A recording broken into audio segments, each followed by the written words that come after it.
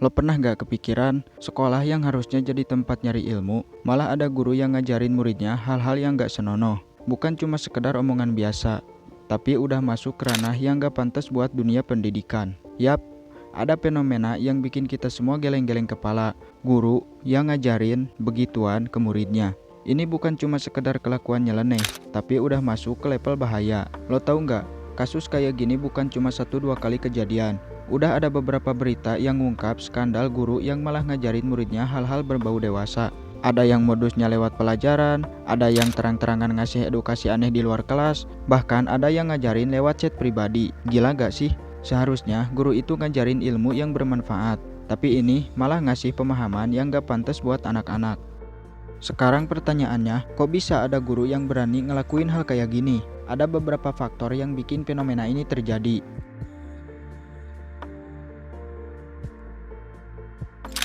Guru itu punya posisi yang dihormati bro. Murid ngelihat mereka sebagai sosok yang lebih tua, lebih berpengalaman, dan layak dihormati. Nah, beberapa oknum ini malah nyalahgunain posisinya buat hal-hal yang gak benar.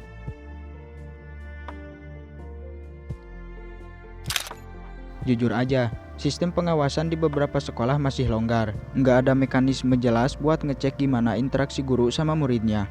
Akibatnya, banyak kasus yang baru kebongkar setelah kejadian parah terjadi.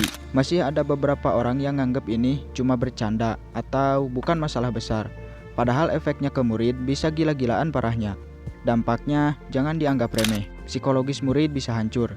Mereka bisa trauma, ngerasa nggak nyaman, bahkan bisa kena gangguan mental jangka panjang. Merusak pendidikan. Sekolah yang harusnya jadi tempat belajar malah jadi tempat penuh ketakutan. Efek domino. Murid yang dapat ajaran kayak gini bisa punya mindset yang salah tentang hubungan dan seksualitas. Ini bukan cuma soal individu bro, ini soal masa depan generasi kita. Terus apa yang bisa kita lakuin?